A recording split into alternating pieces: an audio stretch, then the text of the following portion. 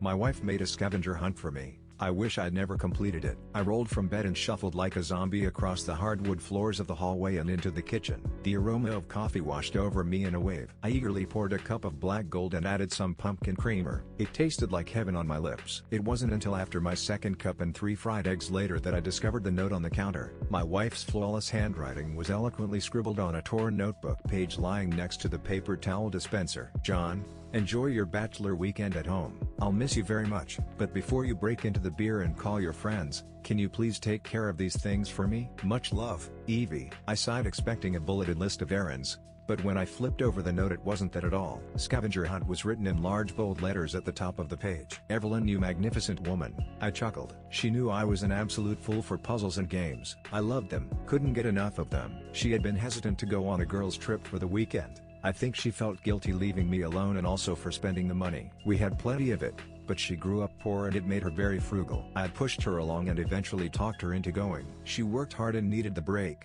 plus I really didn't mind. This was probably her way of feeling better about the decision, leaving me some joy while she was on vacation. The note read, "Take the cell phone in the junk drawer. The passcode is 3808. A series of emails will be sent on a timed schedule for how long I think it will take for you to complete each item, so don't dally, John. P.S. There's a present at the end." A heart was drawn next to my name. I opened the junk drawer in the kitchen. An iPhone with a palm tree wallpaper suddenly buzzed with an email notification. Wow.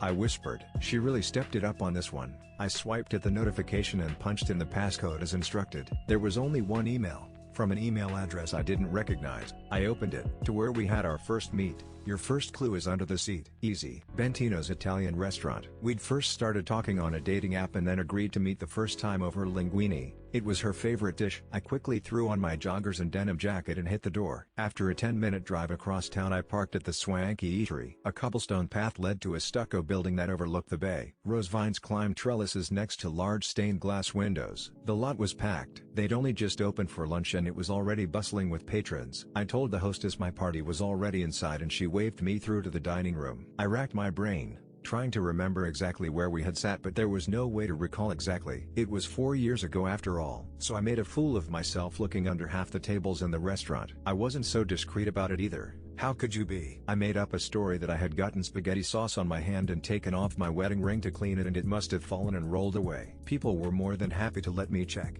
feigning concern for my misfortune. But it wasn't until about table number 15 where I saw it. It was a thick piece of chrome duct tape on the underside of a table near the bar. I carefully peeled it back to reveal a car key. I furrowed my brow in confusion but quickly stuffed it into my pocket. I slipped my ring out of my sleeve and held it up high, announcing to the diners and curious waitstaff that I'd found it. They were even kind enough to applaud. As quick as I could without running, I rushed out of the building. My face was hot with excitement and embarrassment. It was a key. How strange. I looked around the parking lot, but there were several Kias. I decided to press the alarm button and a white SUV began to honk noisily. After hitting the unlock button to silence it I heard a ding in my pocket from the cell phone. It was another email. I fumbled to open it, nearly dropping the phone. Take the rental car I got for you to a place where church and state lose their separation. A place where vows were said after much preparation. Your next clue will be under a bench, but the hike won't be a cinch. A place where church and state lose their separation. I scratched at the stubble on my chin. Ah, the courthouse on Main. The church being the wedding portion of the riddle, that occurred in a state building. That had to be it. We had decided to have a small courthouse wedding with only a few friends as witnesses because we wanted to spend our wedding budget on a lavish honeymoon in the Caribbean. It had definitely been the right call. Her riddles weren't very difficult to solve, but I was blown away by the mystery phone and rental car. She was really going all out. I made a mental note to prepare something sweet for her like this. Something with some real thought behind it. I got into the SUV and was smacked in the face by the smell of cleaner and nearly gagged. It was like tropical pineapple mixed with bleach. It seemed the rental company went a little overboard with the detailing, but it was a nice car. I made my way over to Main Street with the windows down and parked in front of the courthouse. It was a small, shanty building in comparison to the multi-story office buildings that shouldered it. After making my way through the double doors I began looking under the benches that lined the hall adjacent to the courtroom. I could vaguely hear a proceeding taking place on the other side of the wall but it came through muffled and mumbled. It took longer than it should have because every time someone would come down the passageway I had to sit on the bench and look unsuspicious, pretending to read something on my phone. But eventually I found the right one. There was a map taped on the underside of the bench among the clusters of dried gum. One of Briarwood National Park. which was about half an hour north of town. I'd been there before but not in ages. There was a route highlighted in red with an X maybe a couple miles around the outskirts of the park. Looks like you still stayed pretty close to the road the whole time. I'm betting she did that because she knew I had a terrible sense of direction and didn't want me to get lost. I grinned and tucked the map in my back pocket. Another email came through as I got back into the rental. A little fresh air and you're almost there. Make sure you bring a shovel. Your present will exceed your expectations by at least double. That made me laugh. I was going to have to give her a hard time about her rhymes when she got home. They were clever but incredibly silly. On my way upstate I stopped at a rinky-dink hardware store and picked up a shovel. The cashier had jested that it was a little late in the season for gardening, but I had told him the wife had me doing some light landscaping and he hit me with the happy wife, happy life routine. I didn't disagree. I admired the evergreens and mighty pine trees as I twisted through the mountainside. It had been too long since I'd left the city. Evelyn had always talked about getting a second home in the country, one we could escape to on long weekends.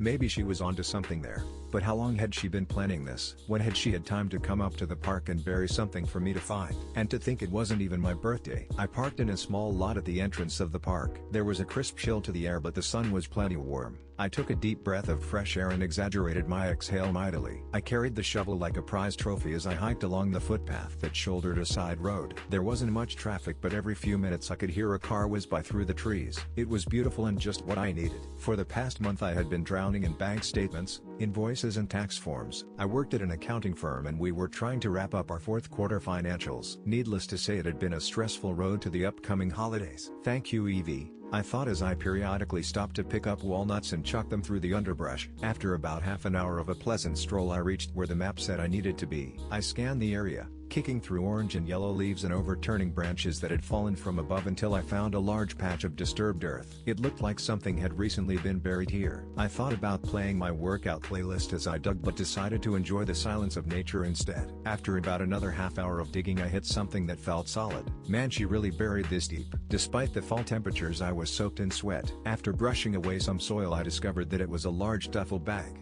maybe 5 feet long. I continued to quickly claw away dirt and mud to free it completely and grabbed the strap and gave it a heave. God, it was heavy. Had to be over 100 pounds. After a struggle I got it up on level ground. Breathing heavily, I pulled the zipper down halfway. Blonde hair and an arm sprung out from the opening. Jesus Christ! I screamed, falling backward and scooting away from the bag frantically on all fours. What the fuck? It was a body. The sun glinted off hot pink nail polish where the arm jutted out at an odd angle, like it had to have been broken to fit in the bag. I heaved up the contents of my stomach in some nearby brush before slowly approaching the duffel once more. A face stared back up at me, but not just any face. Oh God, Sam. It was Samantha Peachy, a woman I worked with, a woman I had been sleeping with.